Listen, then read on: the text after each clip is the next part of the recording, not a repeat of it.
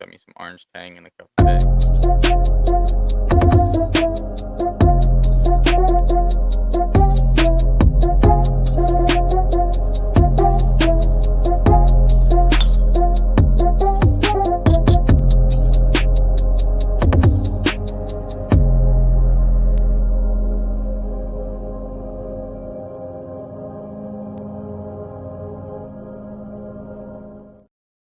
Hello, everybody, and welcome back. It is once again time for the Jack Wagon Sports Podcast on the Jack Wagon Network. We have a grumpy Slade, we have a happy Nick, and everything in between. We got a lot to get through. We had a great race at Homestead, Miami in NASCAR. We got some NFL Week 7 wrap up for you guys. We're going to talk a little bit of hockey today. We also have College Football Week 8 wrap up for you as well. So let's go ahead and get into it. Uh, so we had, like I said earlier, the NASCAR race at Homestead. Larson dominated the whole day. I think he led all but 60 laps of the entire race. So, Slade, I'll go to you first and just get your thoughts on the race. We did have a little bit of an incident on pit road between Larson and Truex Jr. So, your thoughts on that as well. Yeah, so I think that it was a great race by him. I think that this would have been that race that kind of got him into the Final Four had he made the playoffs. He's still been um, finishing well, at least the last couple weeks. So I think that he would have had a good chance at making it through to this part.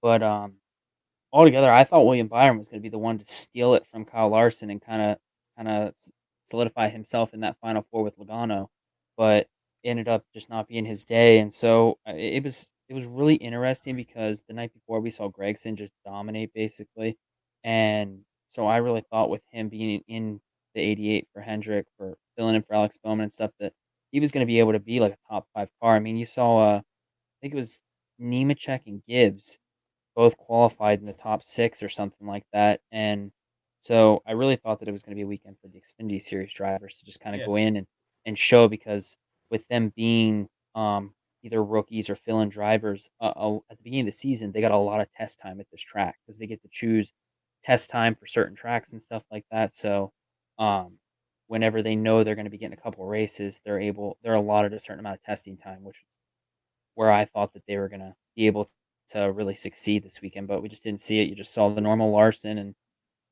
his dominating fashion. Yeah, I thought Nemechek looked really good for most the early part of the race, and then he came off the two and just he didn't total it, but he got into the wall a little bit, and from that on, he just couldn't recover.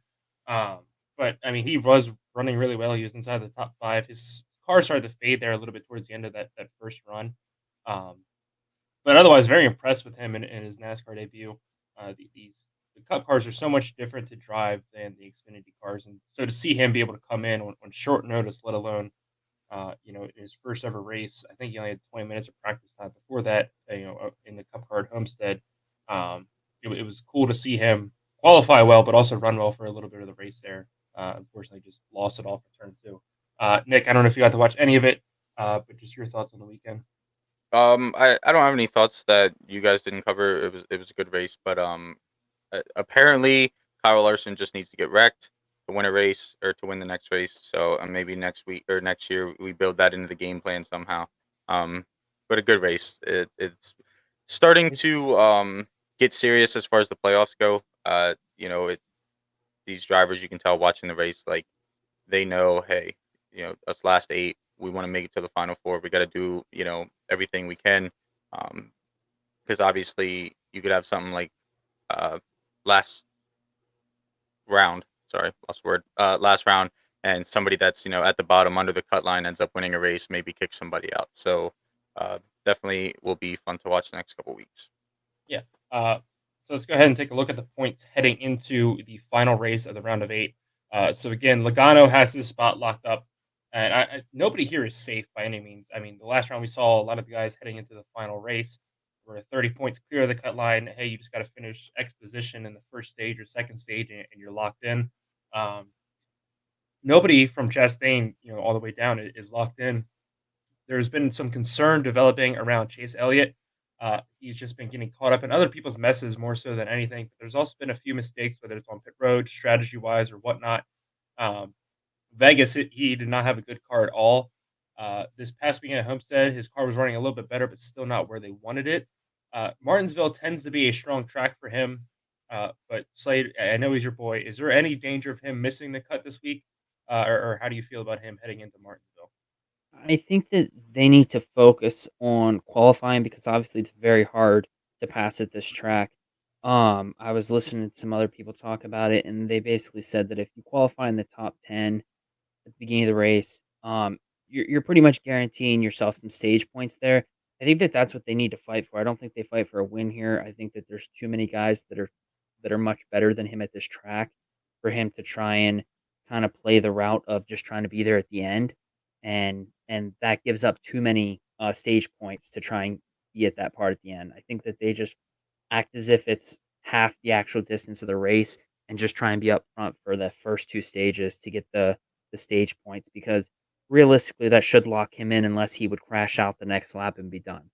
Yeah. My concern. So again, I'm kind of pulling for Blaney here just because I love to see him get into the championship four with no wins, and hell, even win the damn thing with no wins.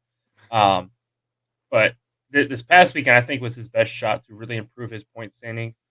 He definitely gained a little bit of ground, but you could see they had a top 10 car most of the day, but they're just not catching any breaks like they were the first two rounds, like they were most of the season to keep themselves in the points race. Um, I'm really concerned for him going into Martinsville because, again, statistically, he has not qualified really well there or ran well there. With the new short track package, a lot of the guys are saying, it's not like we saw before where everything's going to stay bunched up. It's kind of going to get spread out a little bit. So he's definitely in danger. Denny Hamlin, again, always seems to run well at Martinsville, but he is below the cut line right now. Christopher Bell is 33 back, and Briscoe's 44 back after having an accident at Homestead.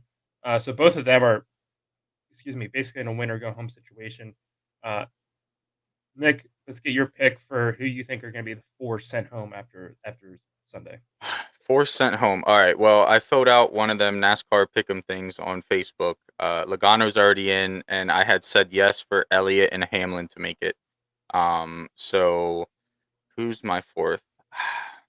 Well, the last time I counted Christopher Bell out, he proved me wrong terribly. Um, mm, give me. I'm gonna say. You know what? I think Blaney's had a good season. I know he doesn't statistically do well here, but I'm gonna put him as my fourth. So that will be Chastain, Byron, Christopher Bell, and Chase Briscoe out. Slade. Yeah, so I did want to mention also that the cars that did very well at the race earlier this season, the big difference here is they're taking an entire different left side tire to this track. So that's going to be the difference maker here, and we've seen that cause a lot of difference in finishing order for the races previous that they've taken a different side tire to. But I think that Denny Hamlin's gonna end up squeaking in and knocking one of the Hendrick cars out. I think Chastain just had a really great weekend last weekend and kind of put himself up there almost 20 points ahead. I mean, and he could do the same thing that I said Chase Elliott should do and just go out and win the first stage or finish like top 3 in the first 2 stages. And if he's able to do that, that puts him at almost 40 points above the cut line, not counting what the other drivers had done to that point. But I mean, it would be pretty hard for him to be out. So I think that I would keep the bottom 3 that are still out, and then I would add either Byron or Elliott. So I'm hoping it's Byron. Yeah. Just one thing I want to have people keep in mind going into this race is, um, wait, hold on, I'm sorry, real quick. I just now noticed this. If you look behind the drivers, there's like little silhouettes here, Mhm. and the silhouettes behind the drivers do not match the drivers. Right, there's a That Miller is, Lite one behind Chase yeah. Elliott. All of a sudden, I'm like looking at that. I'm like, wait, what? That was bugging me for a second. Um, but yeah, so in my mind, what I want to refresh everybody on is Denny Hamlin and Ross Chastain do not like each other. I could absolutely see Denny Hamlin in a situation where you need to get in. You can't let Ross score X amount of points if that's what you want to keep out. Uh, Kind of dump him like we saw him do to Elliott in the past before. Just something I want to keep my eye on. The four I hope go home are Byron, Hamlin, Bell, and Briscoe. I mean, I don't hope Briscoe goes home, but it's next to impossible for him to come back from that unless he wins the race. Um, but those are the four I hope to go home. Realistically, I can see Briscoe, Bell, Blaney. I would put it between Hamlin and Byron. Yeah, Byron still. I think it's just going to come down to who qualifies the best, like we said earlier, and then who can just run have a decent clean day. It's difficult to do at Martinsville.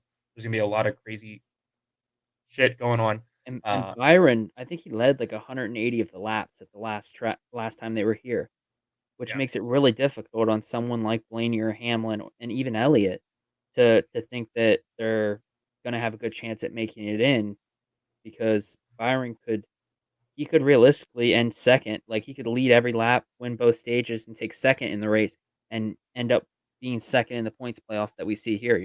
right. So I mean, definitely a lot to look forward to this weekend, heading into the final cutoff race for the round of 8 at Martinsville. It's going to be a lot of fun to watch. Martinsville is always one of the best races. I really want to go, but we'll have to wait and see. I think that's a stretch. Um, so let's move over to the NFL. Like we said earlier, we had week 7 in the NFL. A lot of interesting games, a lot of surprising results. So let's go ahead and pull those up and start looking at some of them. If I could hit the right button here. There we go.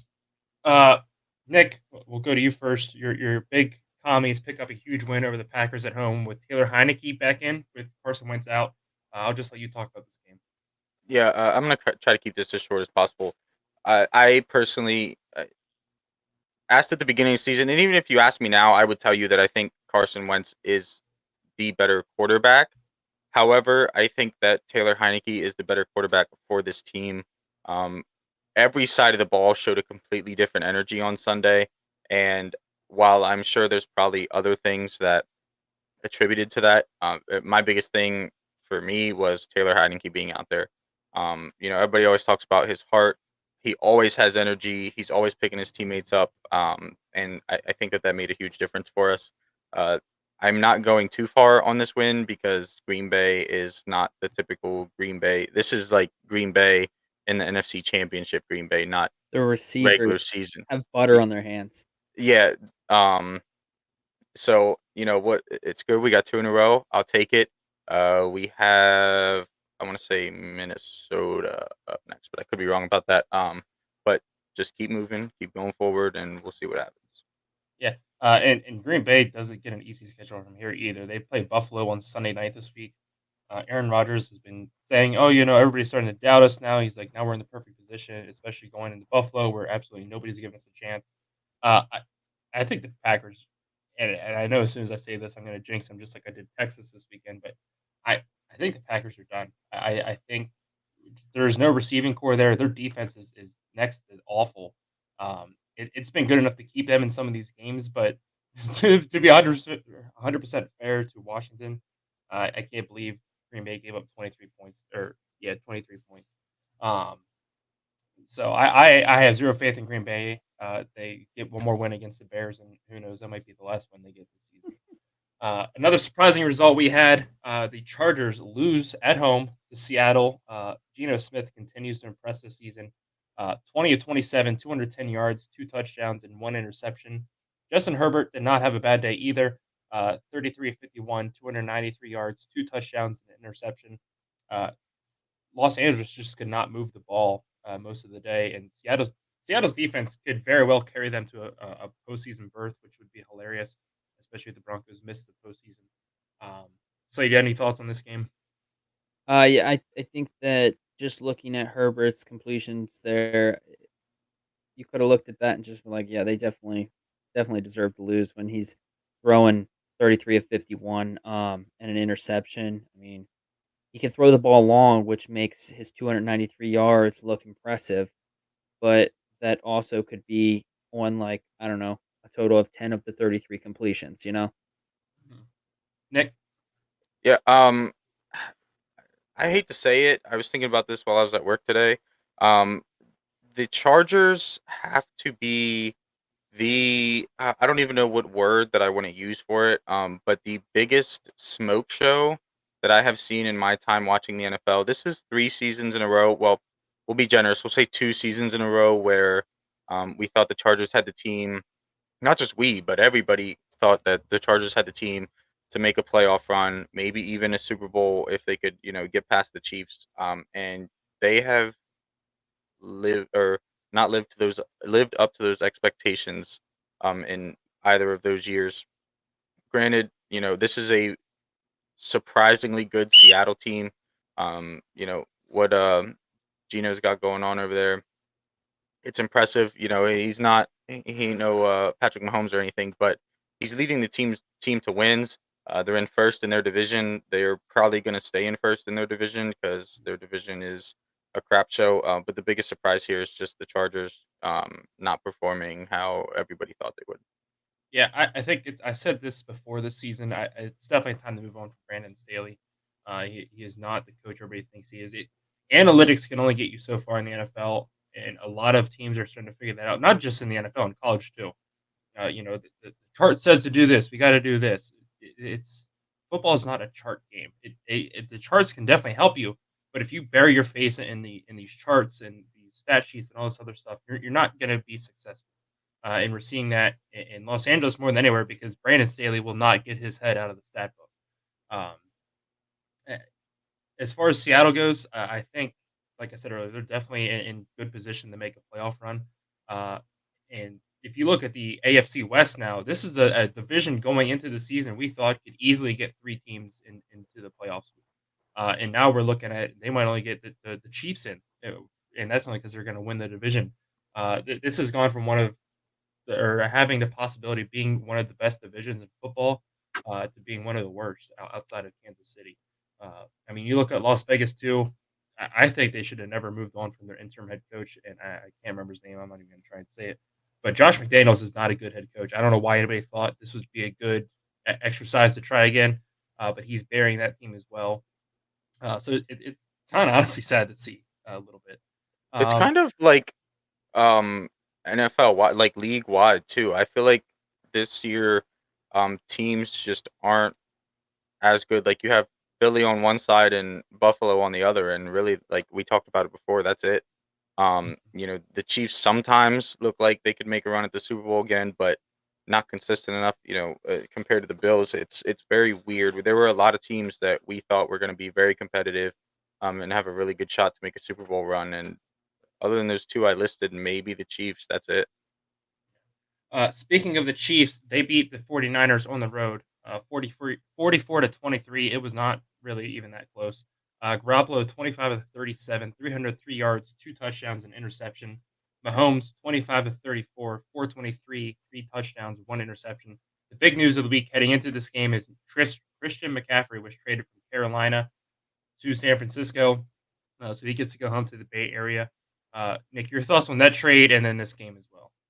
Yeah, I think the 49ers were smart in taking that trade. I don't remember the specifics about the deal itself.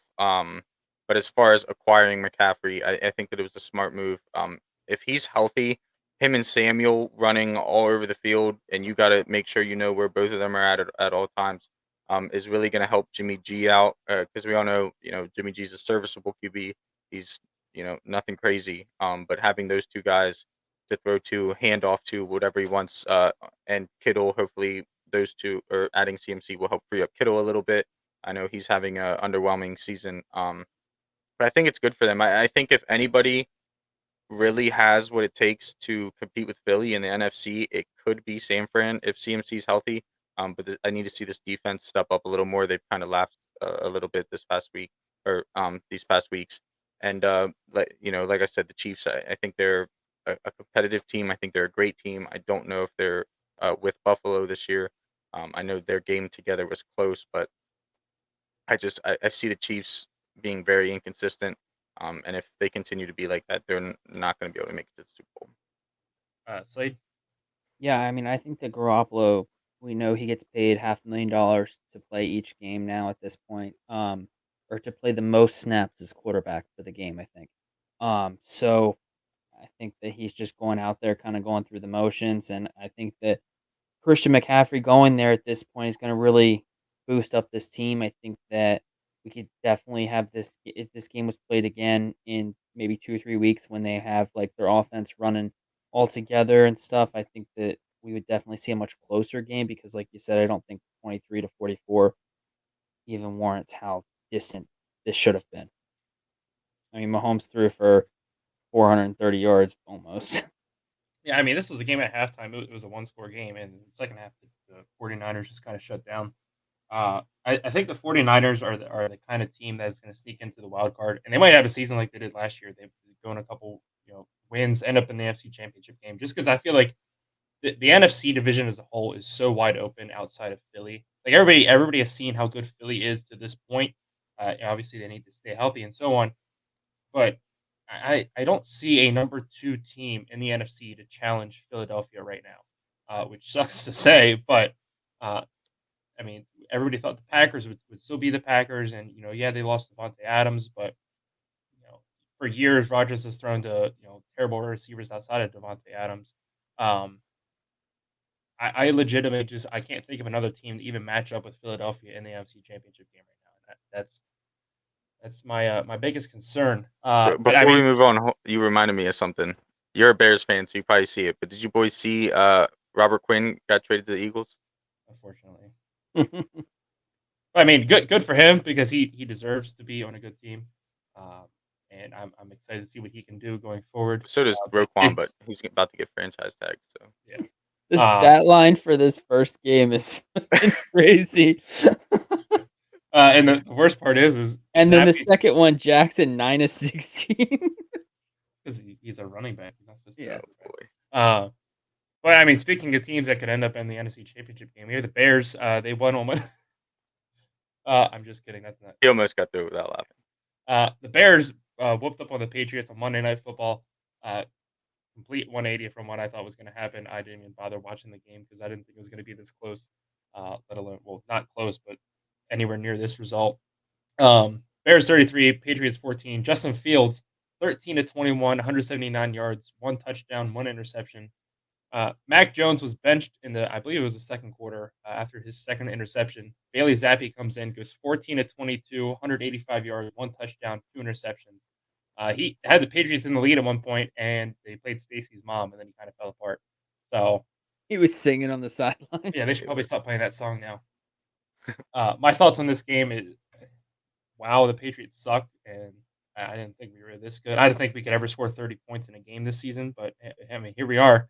Especially after watching Thursday Night Football last week and scored 12 against the Commanders. So we won. I'll take it. I fully expect that to be our last win of the year. I don't even think we can beat the Lions at this point. And I know that's saying a lot, and that's harsh because, like I said, we had a big win on Monday Night Football. This team sucks, and I want this team to suck. I will embrace the suck this season. I don't care. I don't want us to win anymore. I will We gotta gladly take a top 5 draft pick. Um, we gotta put that on a T-shirt. Embrace the suck. yeah. Um, Moving on. Speaking of Lamar Jackson, little controversy here. I mean, when is there not in the NFL, especially when Baltimore is involved? Baltimore wins 23-20. I don't know if you guys saw the replay. There was a phantom false start call on the Browns as they went for the game time field goal. Uh, they I, they backed them up, and then I don't think that the next one's even close. Lamar Jackson, 9 of 16, 120 yards, 0 touchdowns. Again, he's a running back. And Jacoby Brissett, 22 of 27 for 258 yards.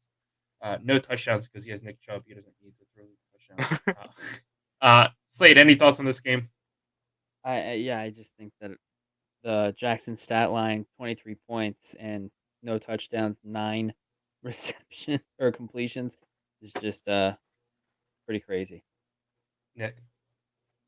Yeah. I I don't even know what to say about this. I did not see the video, but I'm definitely gonna look it up when we get off of here. Um, because it sounds like the NFL handed the Ravens this win to avoid them choking another one away. Um, yeah, 9 of 16, 120. Wow. uh, I mean, I'm pretty sure all three of us here are in agreement that Lamar Jackson should just be a running back.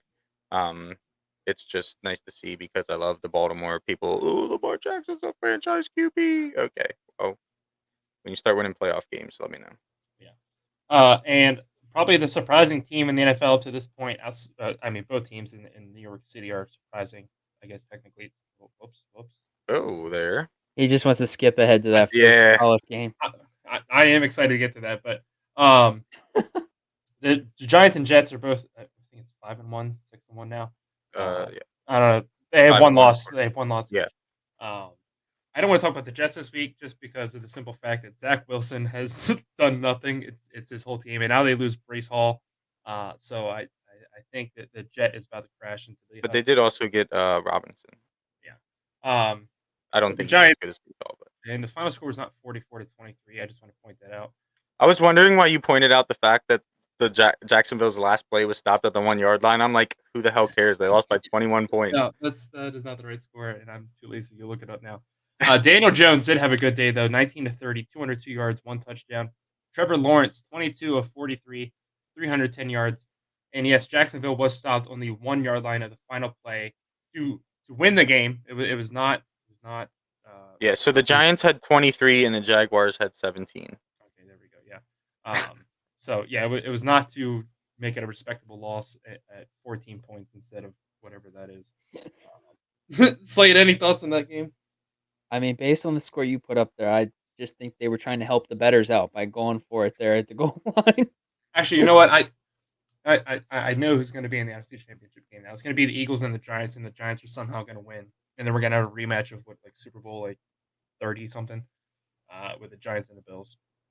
Mm. That's who I'm putting in there. I'm here I for mean, it. Giants or Bills, or the Eagles against anyone is going to be crazy. I seen Just for the world alone, I don't want a Like, Philly did to you go to the see? Super Bowl. Yeah, I mean, I saw the things showing it's like they won just their division side in baseball. They didn't even win the World Series yet, and they're already tearing down fucking Oh yeah. light posts and stuff. Like, I they were love how they greasing the light posts they up. greased Yeah, them, and yeah, then people were still able to climb them. yeah. At some point they just got to realize it's not working. But it is what it is. If it's Philly Buffalo where's the Super Bowl? It's in Phoenix, right? I think so. Yeah.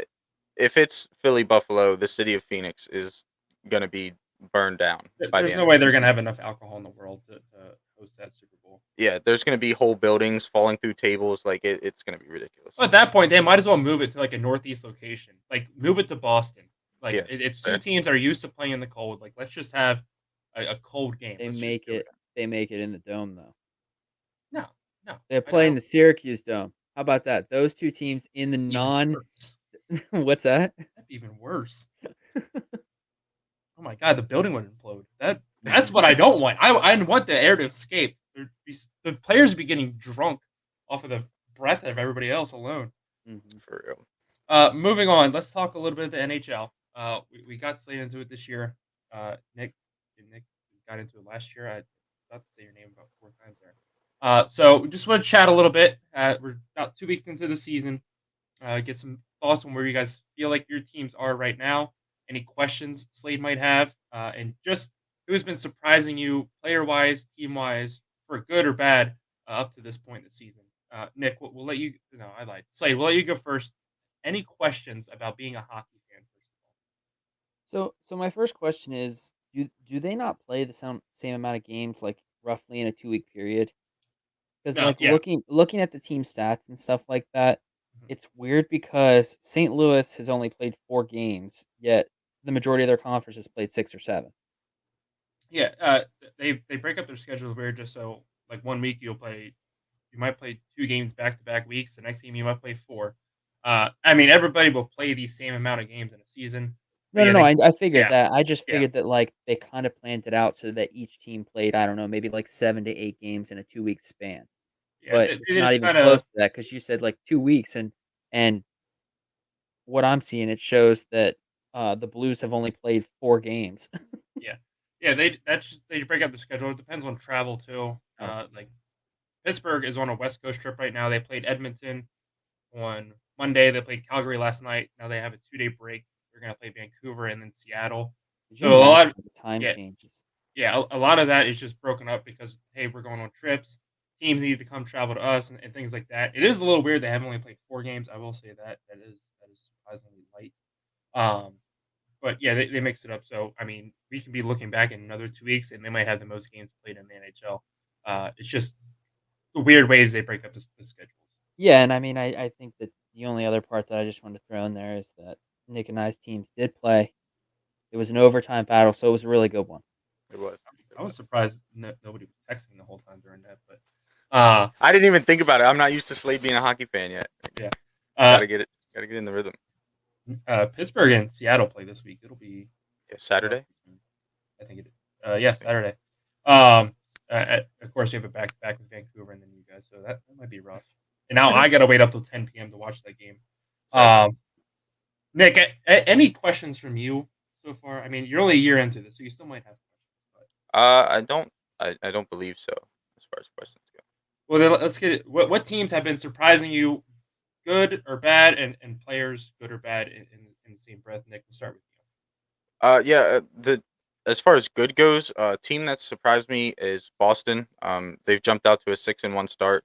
I had them making the playoffs. I think they're going to be a good team this year.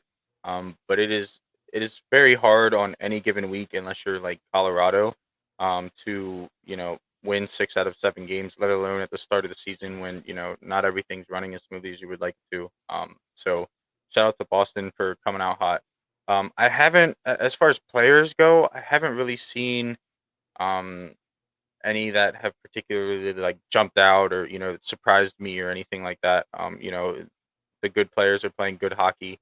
Um, as far as how I feel about my team, I guess if I were to have to mention a player, Jared McCann, I believe he has 3 goals so far this year, maybe 4 now. But we signed him to an extension last year, basically saying, hey, like we want you to be here. We want to kind of build around you. And he has played very well. High energy. He's played on some lines with Yanni Gord, and those two will just skate around the ice all night long. Nice to see Brandon Tanev have him back. He barely played for us last year. Of course, Matty Beniers. As much as I hate Michigan, I love that kid. But I'm very.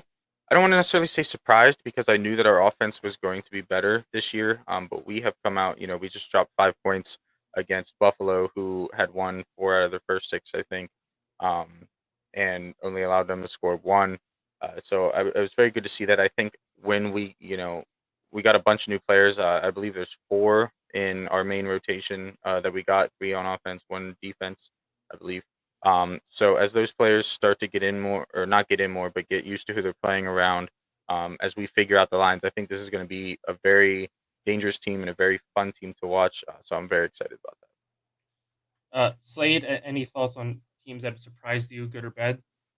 Yeah, I'm surprised that Nashville has started out so slow this season. I think they're like 2-5 or 2-4 or something like that. But it was just surprising because I think with our picks, I had kind of picked them to be a lot better than that so far. Obviously, it's like you guys have mentioned, it's 2 weeks in and what 7, 8 games in, but it was just surprising to see them start out with that um with that record like that. And then I think that my hope for my team is that they can take 3rd in their side just because, I mean, there's a lot of talent there, uh, above them, and so I think that that's my hope, and so right now I think they're, like, 4th or something like that, but obviously they've only played 4 games, and there's a lot of downhill that can go from there.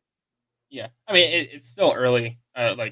So as far as surprising teams to me doing well, I'm going to go with Philadelphia and Chicago. These are 2 teams I had picked to finish at the bottom of the division. Now, granted, they may still very well finish there, um, but the fact that Philadelphia is 4-2 right now, um, is huge for them. Chicago is also 4-2. So again, these are 2 teams that nobody thought would do anything, and here they are again. We're only 2 weeks into the season, but it is interesting to see those 2 teams playing well. As far as teams playing poorly, Vancouver is 0-7. They're 0-5-2, which again that was a team I picked to go to the playoffs this year. Not looking so hot, but plenty of time to turn around. And also Anaheim, uh, Trevor Zegras cannot carry that team like he's trying to right now. They need help around him. Uh, Again, this is the team I had flirting with the playoff line this year. They're 1-4-1 so far, and the Islanders are 2-4 so far. So not the worst start ever, but again a little bit surprising. I thought this would be a team that would come off a little bit hotter to start the season, and then fade out. But maybe they'll do it reverse this year, and they might end up being one of the best teams in the East. We'll have to wait and see. That's enough. Oh, as far as the Penguins, we've had a decent start so far. 4-2-1. We've given up a lot of goals the last 2 games. So I'm a little concerned. So I'd like us to get a little bit better on defense, and especially in goal. But again, 2 weeks in, I'm not trying to overreact to anything. And before we move on, I just wanted to shout out Phil Kessel. I had to throw his jersey on tonight. Broke the Ironman record for the NHL last night, so round of applause to him. That is awesome to see. He spent a few years with the Penguins, won 2 cups there, so he will always hold a special place in my heart. And yeah, that's enough hockey for now. Let's move on to some college football week 8. Um, we had a lot going on this past weekend, so let's go ahead and get into that. First game up, Oregon continues to have their bounce back after losing that tough loss week 1 to Georgia, 45-30. I'll just go ahead and talk about this game. I know you guys really cared about it, but I'll take this one. I love our offense. I think our offense is fine the way it is. The way Bo Nix has bounced back from that Georgia game, he threw 2 picks in that game, looked terrible. I was ready to get on the Bo Nix sucks train. He has come out since then, and he is starting to creep his name into the Heisman conversation with a lot of people, which is very interesting to see. I did not see that season or this season as a whole going anywhere near that direction. So I'm very excited for that. I am very concerned about our defense, though. This game was not 45-30. This game was 45-14 tops. But we just could not stop DTR, their running back, Chaminade, I think it was. Um, there's a lot of questions I have on that defense. Justin Flo was a highly touted recruit years ago. He can never stay healthy. This is his first full season up to this point. He's blown a lot of coverages. He's missed a lot of tackles. I'm very concerned about this defense. If we are able to make it to the Pac-12 championship game and we play a team like USC, it's going to be a high scoring affair. The defense just definitely concerns me going forward. It's not a championship defense in my eyes. Um, so, I mean, there's still plenty of time to get it there, but it's just concerning being 8 weeks into the season and seeing kind of the way they're playing. If it wasn't for the fact that we got that onside kick to start the second quarter, I think this game is a lot closer, and maybe UCLA has enough momentum to even pull out a win. But it's definitely concerning. On the road, Cincinnati played SMU. They win 29-27. SMU failed a 2-point conversion with 1:57 left. So we'll go to you first and just your thoughts on this game. Yeah, I didn't think that this was gonna be this close. I think I actually said that it was gonna be like a touchdown game. Um, to think that this one could have went to overtime and was very close to it, obviously, with the missed 2-point conversion with 2 minutes left, it's frightening to see for Cincinnati. Nick? Yeah, I'm on the same page as Slade. I thought this was at least a touchdown game. Cincinnati hasn't really lived up to the hype that they've faced this season, which I guess that'll happen when you make the playoffs, even if you don't necessarily deserve to be there. But it, SMU, no fault to them. They obviously played a great game against a team that people probably, gave them zero chance in. So nice to see that fight. Yeah, I mean, this is an SMU team where basically half the team quit, 3 weeks into the season and said they were going to enter the transfer portal. Um, yeah, Cincinnati has definitely fallen, from their playoff races. They're back into the top 25. They had a tough loss on the road. They still only have one loss in the season, but you can definitely tell this is not the same team. And yeah, you lost a quarterback that should have been a Heisman finalist in my eyes, and Desmond Ritter. They lost a lot of their defensive players too, like Sauce Gardner is now gone. So this is a team that's been decimated by people leaving, but they're going to the NFL, which is a great sign to see Cincinnati, pushing these players in that pipeline. Cincinnati is now moving to the Big 12 next year. So I mean, they're going to be able to bring in more and more better recruits. They're going to play better and better competition. So I think we're just seeing the beginning of the Cincinnati kind of dynasty. I want to say, yeah, they're having a down year this year, but I mean, supposedly Alabama had a down year last year, but I think that's the goal for Cincinnati is to get to that point. I mean, that's the goal for every program, but Cincinnati is definitely doing a great job. Luke Fickell's doing a great job of building that program up. We had probably the surprising game of the week. Ole Miss goes into LSU in Death Valley. Somebody, no, I don't think anybody put this on their upset alert this week. Ole Miss gets throttled 45-20. Jackson Dart, 19-34, 283 yards and an interception. And Daniels was the story of the day. He had a great day rushing as well, but passing, he went 21-28, 248 yards and 2 touchdowns.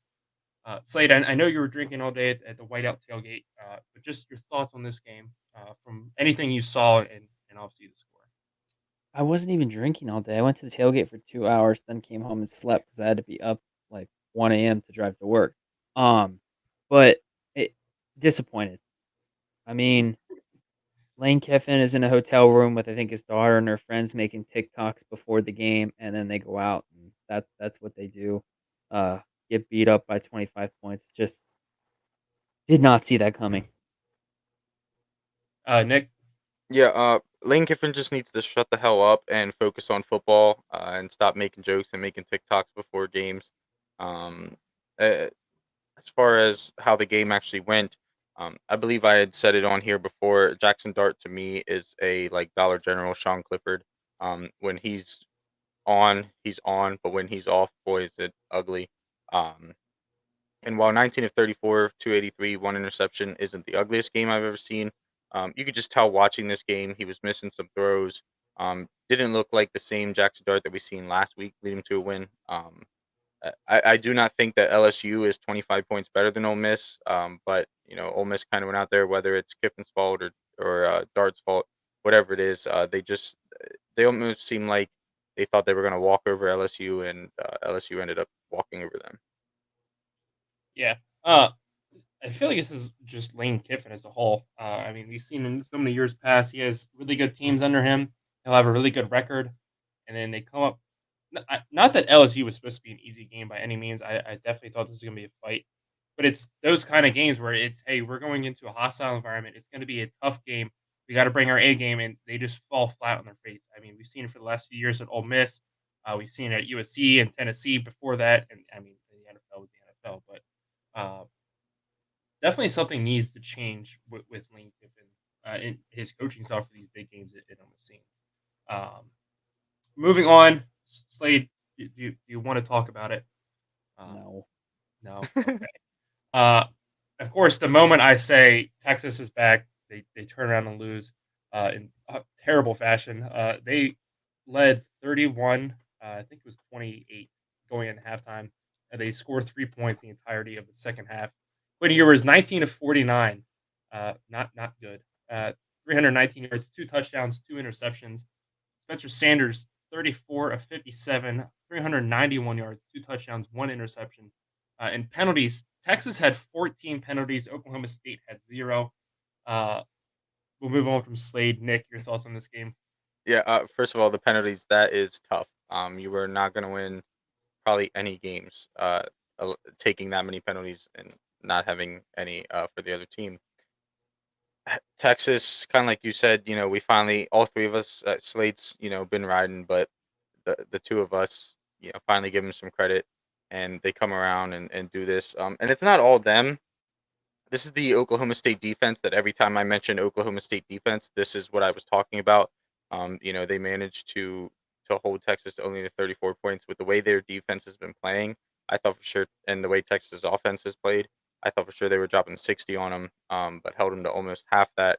Uh, Able to put up 41 points, which is good. This is a Texas defense that can play well. Held Alabama to what 24 points, I think it was.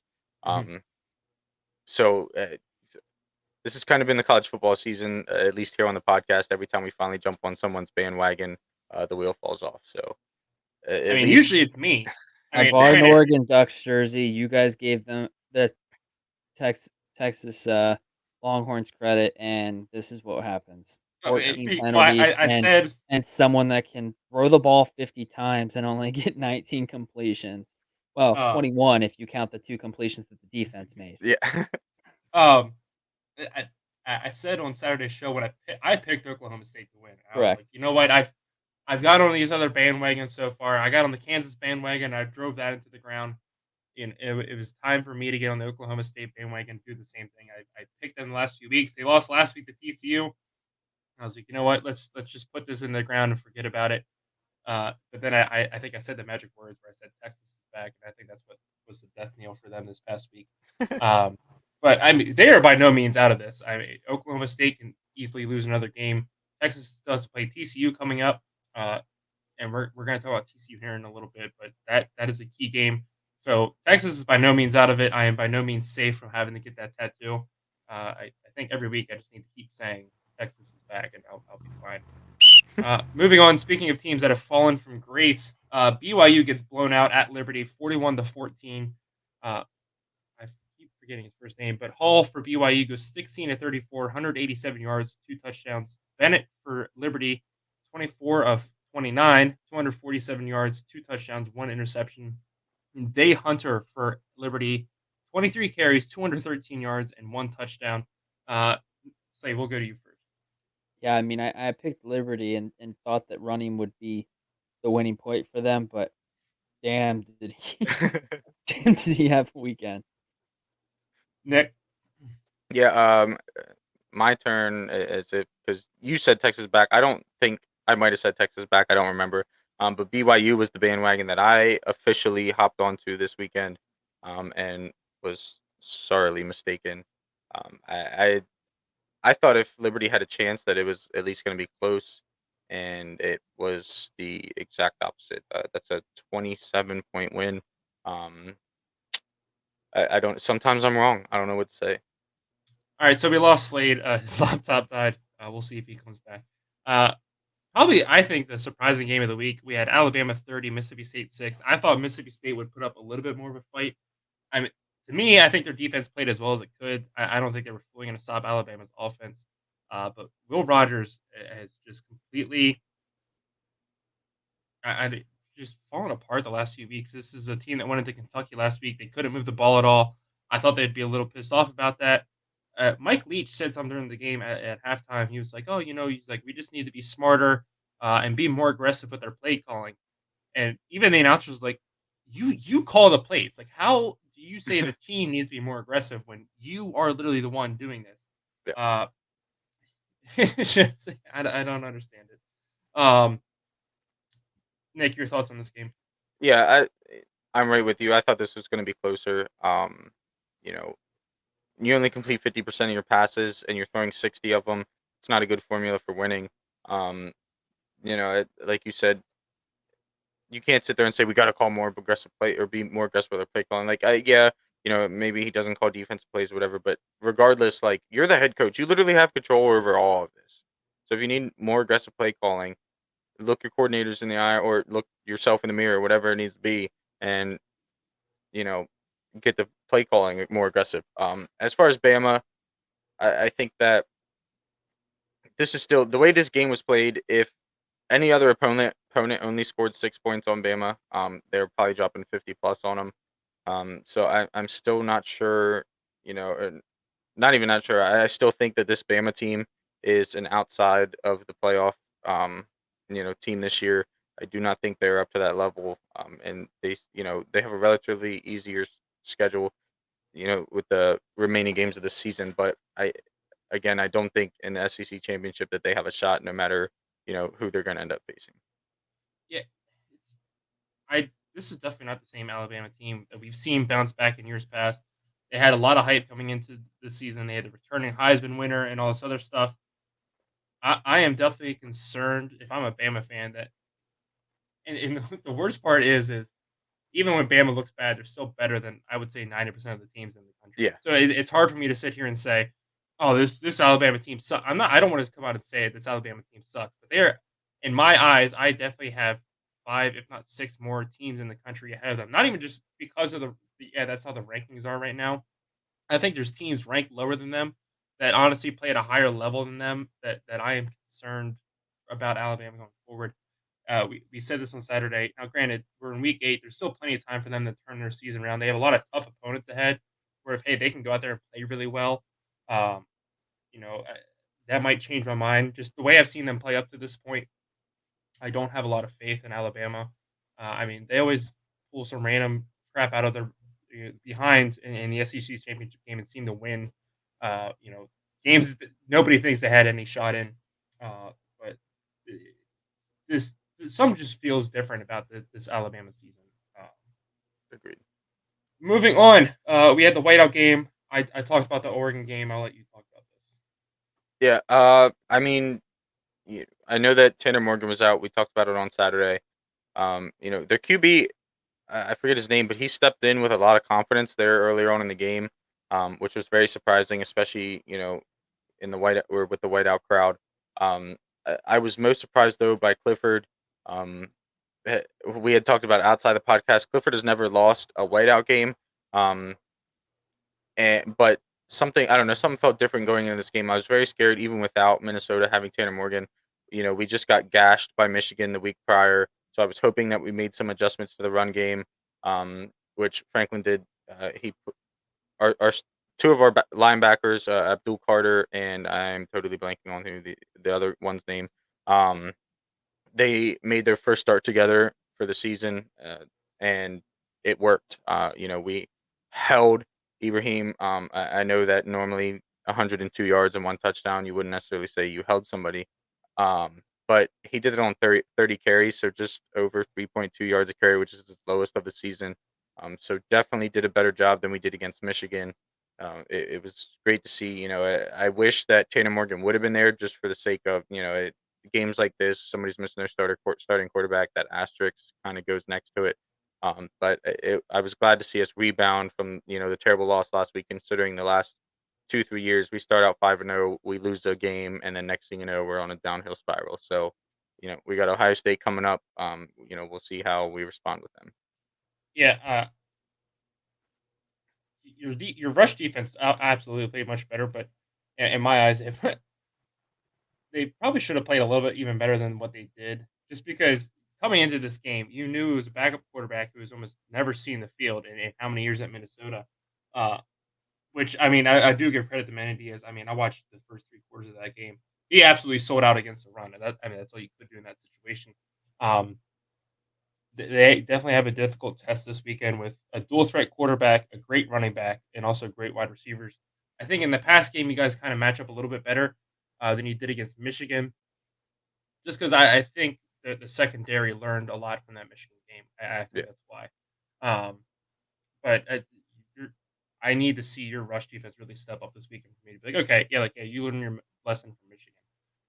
But we'll have to wait and see. I think it'll be a really good game this weekend. I think it's 13.5 right now is the spread.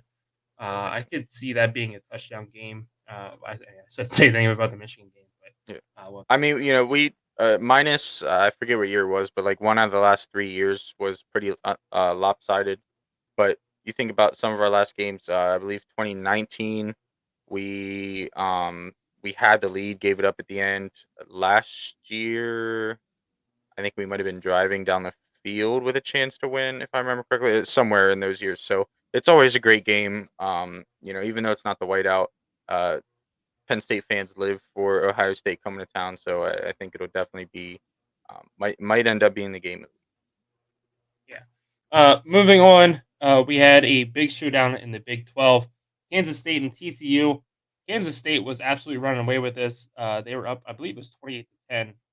Adrian Martinez, he'd even left the game at one point, and Kansas State was still playing really well, putting up really big numbers. Howard came in 13 to 20, 225 yards, 2 touchdowns, and 1 interception. But TCU, and they did this last week, they just find a way to kind of keep themselves back in the games. You could argue without Martinez and all this other stuff would have been a different game. But nonetheless, they come back to get a huge win. They remain undefeated. Uh, but this is a team I feel like can only do this so many times going forward. You can't continue to let teams get out to a big lead. Oklahoma State should have won that game last week. They were getting ready to put the nail in the coffin, and they threw a costly interception. This is a TCU team that cannot continue to rely on getting lucky and having these comebacks. So I just want to get your thoughts on this game. Yeah, I'm right there with you. I mean, you think about the Kansas game, you could argue that TCU got saved by the refs. Last they like you said they got saved last week. Um, they're getting ready to play Texas, and if you allow Texas to get a lead like this, it's going to be a lot more difficult to come back from that. Obviously we've seen Oklahoma State, um, do it, but I think that Texas is better than Kansas State, and they're kind of on 1 week, off 1 week. So you're going up against Texas, you might be getting the good side of Texas, and if you get down 24 plus to the good version of Texas, your undefeated season is over. So I definitely want to see this offense start to come out. Um, hotter, more ready for the game. It always seems like they come out and they're just not quite ready to play yet. And whether that's coaching or whether that's player attitude, which still, in my opinion, falls back on coaching. It needs to be fixed if TCU wants to continue this great run. Yeah. This is absolutely a team where if you let Texas do this, Texas is a team that I feel like will not relinquish that. They have had so many close calls this season and so many tough losses. Uh, Texas is going to do one of two things going forward. They're either going to run the table and play absolutely great football, or they're going to pack it in like they did last season. If they're the team that decides that they want to be great and they want to go out there and win games, this is a team that can absolutely threaten TCU if they get off to a slow start. If Quinn Ewers can play even a half competent game at quarterback, especially in the first half, he can have them up 4 scores, even more. And so TCU is not out of the woods by far. And there's a lot about that team that scares me. Boise State gets a big road win against Air Force in the conference, 19-14. Janetti for that's not even how you say that, probably. Jaunty? For Boise State, 15 carries, 53 yards, 1 touchdown. Air Force held to 175 total rush yards. They had the number one rushing offense in the country heading into this game. So uh, when you take away a triple option team's best threat, you kind of take away their entire scheme. So that sucks for Air Force. But I believe they're still in our top 25. Let's wait and see here in a second. I think Our game of the week, Syracuse and Clemson. Syracuse absolutely should have won this. They were up 2 scores early. Uh, they just refused to move the ball in the second half. Schrader is just not getting it done at quarterback. Had a decent day, 18-26, 167 yards, 1 touchdown. Will Shipley rushing for Clemson, 27 carries, 172 yards, and 2 touchdowns. Ubi Ungalale was pulled in the second quarter with 2 interceptions. Nick, you got to watch a little bit more of this game than I did, so I'll get your thoughts. Yeah, the biggest thing for me again, we all kind of finally said, "Hey, Uiagalelei, he's here. He's playing better ball, and he comes out and throws 2 interceptions before the end of the second quarter." Um, but yeah, really the big thing for me in this was Shipley. Shipley being able to run the way he was. Um, Not only obviously scored points and helped keep the ball moving, but helped keep pressure off of his defense, which in my opinion, if the defense spends 5 more minutes on the field in this game, I think they lose this game. And so I think a lot of that can be accredited to Shipley being able to just turn around, hand him the ball, let him go to work, and continue to move the ball, keep your defense on the field, keep them fresh, keep them rested. I think that was honestly the biggest factor. Yeah. Um, I'm disappointed in Syracuse. Again, we have seen their offense struggle at times, yes, but usually the fourth quarter is when they really turn it on and they show how good their offense can be. I don't know if the Clemson defense was just that good or what happened. There's definitely Dabo Sweeney came out and said, DJ is still his guy going forward. I think that's a mistake. We saw Saturday why that's not a good choice. Now, granted, Clemson can coast the rest of the season through the ACC. They're still going to find a way to lose a dumb game, whether it be to Miami or a team that is far inferior to them, like they usually do in years past. Um, to me, I don't have them as a playoff team in my mind. I understand if they run the table and they're ACC champs and all this other stuff.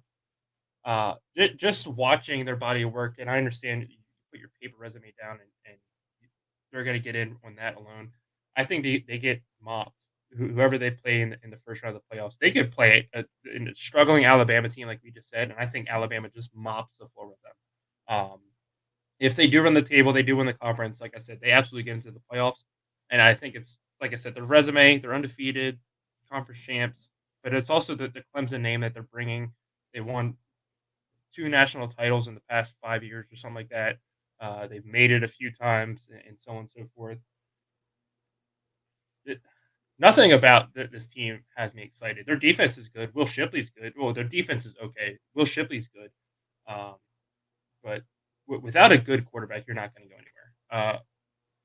So that's all I have to say about that. Yeah, I mean, I agree with you, and I this has been brought up. We talk about Notre Dame facing the ACC, and this has been brought up. When Notre Dame's sitting with an undefeated season, like, well, do they deserve to be in the playoffs? They play in the ACC. I don't know why Notre Dame, when they have an undefeated season, has to face that. Oh, well, they play ACC opponents, but Clemson who plays ACC opponents, which in my opinion is the maybe the Pac-12 overall, but Pac-12 and ACC for me are pretty close when it comes to overall, just being the softer divisions in college football. Now, you know, eh, I get that Clemson has had their success in the past, but yeah, I'm right there with you. I think that whoever they play, you know, just think Georgia, Michigan, Ohio State, Alabama, one of those teams, or even even TCU. I don't think that this team wins against TCU. Just if TCU happen to make it. So definitely a big concern for Clemson. I'm honestly going to be very upset if they do end up making it into the playoffs because I just do not think that they're that good. Um, I'm not gonna waste my breath anymore on Clemson. Moving on, let's update you on our game pick and cash out standings. Slade's still in the lead, but I'm gaining on him. Slade's at 58-29. I am just 2 games back, and Nick is 3 games back of me. Nick, you've been struggling here lately. I have. I got to get back to my gut. Yeah. In the cash out picks, Nick, you still lead the way. Slade's in second, and I am far, far behind. And I don't even talk about it. I'm really glad I can't put money on most of the bets I put in. Because I'm poor. Well, poorer. Moving on to the Jack Wagon Sports Top 25, which we just mentioned. Ohio State stays at number 1. I guess it took a week for the everything to register because now Tennessee jumps Alabama from 4th, and they are now the number 2 team. Alabama stays at 3rd. Georgia falls to 4th just because of their bye week. Michigan stays at 5th. Clemson jumps all the way up to 6th. TCU is 7th. Tulane jumps from 14th to 8th. That is not a team I thought I would ever say is in any kind of top 25, let alone the top 10. Here we But are. hey, that's what happens when you look at real stats. When you put real stats into your rankings. Real This is what you stats. get. Ole Miss falls from 6th to 9th. Syracuse from 8th to 10th. Texas from 7th to 11th. Illinois actually falls a spot, but I believe they had a bye week as well. USC had a bye week and they stay at number 13. LSU jumps from 21st to 14th. James Madison lost again, but somehow they only fall 5 spots from 10th to 15th. Oklahoma State jumps up 1 spot to 16th. Penn State, after falling out of the rankings last week, is now back into the rankings at 17th. Wake Forest, with a big win at home over Boston College, jumps back up into the rankings at 18th. Oregon jumps from 25th to 19th. UCF had a tough loss. They got blown out by Eastern Carolina. They fall from 15th to 20th. Utah, on their bye week, falls from 18th to 21st. Air Force, with that loss, falls from 19th to 22nd. Western Kentucky, they had a win, but they stay at 23rd. Washington jumps in after a win on the road at Cal from not ranked to 24th. And Mississippi State falls from 16th to 25th. And I just want to say this about Washington. I already didn't like them because I'm an Oregon fan. How the hell do you not cover the spread against Cal, of all teams? It cost me $300. I mean, okay, I would have won $300. It cost me 5, but still, what the hell? How do you not cover against Cal, of all teams? It's ridiculous. Wow. Teams that fell out of the rankings. Minnesota has finally been pushed out. I think it's the 3rd loss now. It took them long enough. UCLA falls from 22nd, and UAB falls out from 24th. Even I believe Western Kentucky beat UAB by 3. Um, but that is the Jack Wagon Sports Top 25, and I think that is our show for this week. No, I believe If you missed the announcement on our social medias, we did on TikTok, Instagram, Twitter, all that fun stuff. The game of the week for Saturdays Out of the Tunnel will be Tennessee and Kentucky. It's going to be a great matchup. Super excited to see that. So make sure you guys join us for Out of the Tunnel on Saturday morning for our game picks, headlines, bets that are not going to win. That's why we call it not betting advice. If you look at our banners. But make sure you guys join us live on our YouTube at 8:30 in the morning. We pushed it back a little bit because we like to sleep and also try and get a few more people to watch. But we hope to see you there. And don't forget, if you do miss us live, you can still watch it afterwards. You can go back on Sunday and watch it and just see how wrong we were. Unless you're Slade. Slade's Yeah, been on fire. yeah. I've talked a lot. I'm out of breath, but that'll do it. We'll see you guys later. See you guys.